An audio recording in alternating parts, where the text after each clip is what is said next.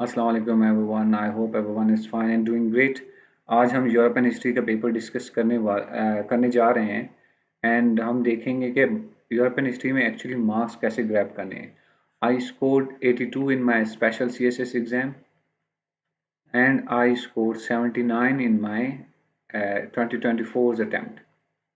And this paper actually has been more than just a paper जिसने सिर्फ मुझे marks दिए, but it has taught me a lot. तो for those who are asking for 2027 के इस paper के इस सब्जेक्ट के साथ जाना चाहिए या नहीं जाना चाहिए, I would say definitely go with it, क्योंकि this subject not only teaches you something in terms of jargons, but also ये सब्जेक्ट बहुत ज़्यादा ओवरलैपिंग है बाकी सब्जेक्ट्स के साथ, लाइक आईआर के साथ, like after unification of Germany जितने भी इवेंट्स हैं वो आईआर के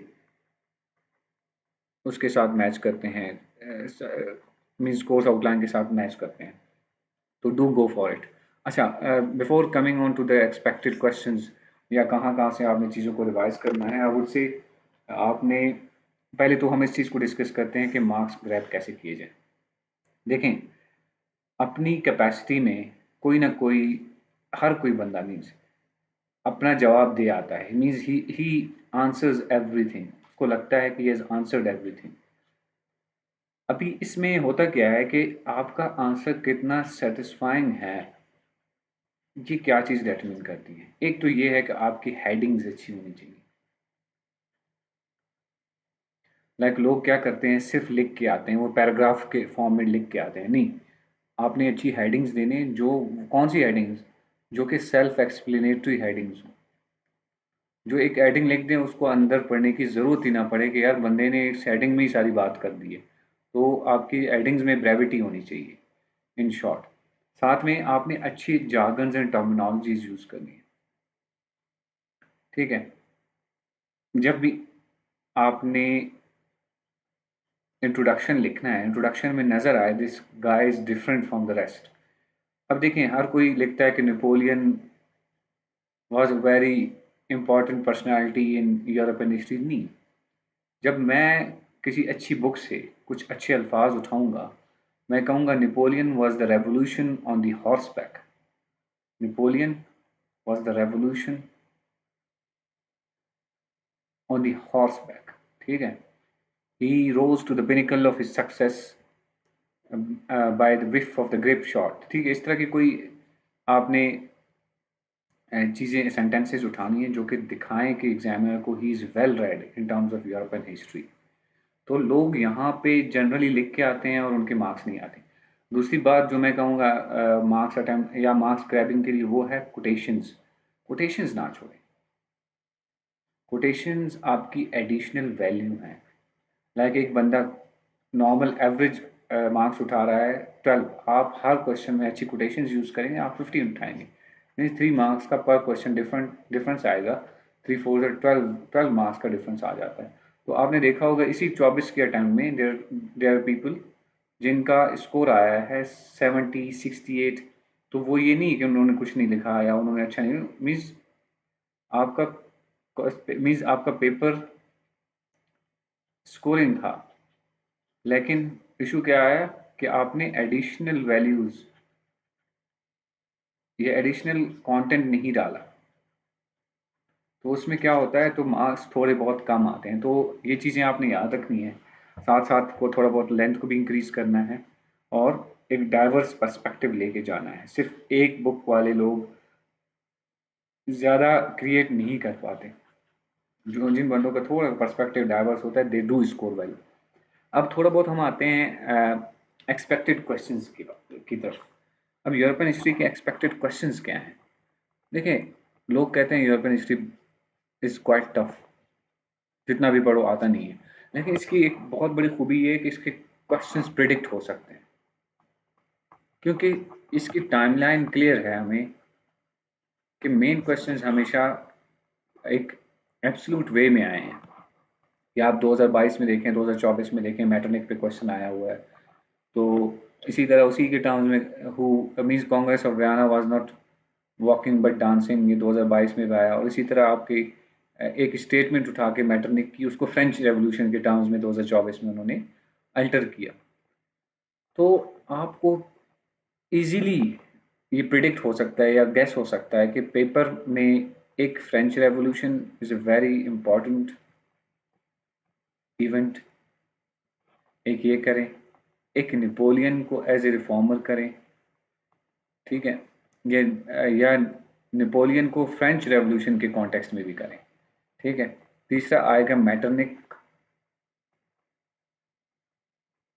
तो मैटरनिक को कांग्रेस ऑफ वियना के कॉन्टेक्स्ट में as well as a dam against revolutions, ठीक है, और साथ ही साथ कंसर्ट ऑफ यूरोप के कॉन्टेक्स्ट में भी कह रहे हैं, या कॉन्सर्ट ऑफ यूरोप को हम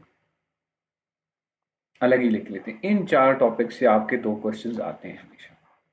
अब वो अलग बात है उसके फ्रेंच रेवोल्यूशन की निटिग्रिटीज़ में जाएं, नेपोलियन को एज ए मिलिट्री जनरल देखें या रिफॉर्मर देखें, या he was the product of revolution देखें, तो मैटरनिक को देखें, he was a dam against revolution, या उसने कैसे यूरोपियन पॉलिटिक्स को शेप किया ईटीसी। तो आएंगे यहीं से ही क्वेश्चंस। तो आपने मेन इन फिगर्स को करके जाना है, थोड़ा बहुत वो आगे अल्टर कर देगा, आपने सिर्फ उस टोन ऑफ द क्वेश्चन को फिर याद रखना है यार, ये ज़रूरी है, ठीक है। लोग टोन मिस कर जाते हैं। फॉर इंस्टेंस उसने कुछ टोन में डिफरेंट चीज़ पूछी होती है और उसने सिंपल जाके उस जो उसने पढ़ा है वही लेके आते हैं, लेकिन नहीं, वही अच्छा राइटर होता है जो कि टोन ऑफ द क्वेश्चन को देखे। तो इनसे आपके 2 क्वेश्चन है। बाकी रेवोल्यूशंस बिटवीन 1830s to 48 ये भी आता है, लेकिन I never actually went for that question because मेरे पास ज़्यादा कोटेशंस नहीं होती थी उसमें, साथ में मेरे पास इतना content means value laden content नहीं होता था, तो I never use to go for it. तो इसी तरह कैवॉर का रोल 2025 में पार्ट 1 में ही पूछा गया है। तो आपने अभी 2 क्वेश्चन मीन्स ये 2 इवेंट्स भी अच्छे से करने हैं। यूनिफिकेशन ऑफ जर्मनी, इसमें स्पेशली बिस्मार्क का रोल, और फिर बिस्मार्क की foreign policy after the unification, एक ये हो गया, मीन्स 5वां क्वेश्चन ये होगा। फिर आते हैं हम यूनिफिकेशन ऑफ इटली की तरफ, इसमें कैवोर, गैरिबाल्डी एंड मिजिनी का role, whatever you pronounce it, okay. तो इधर से ये क्वेश्चन ज़रूर आता है, तो पार्ट 2 में ये क्वेश्चन इधर से आता है ज़रूर। तो फर्दर हम देखते हैं कि अगर आप आईआर वाले हैं तो आप बड़े खुशकिस्मत हैं, आपका सारा सिलेबस ओवरलैप करता है विद यूरोपियन हिस्ट्री।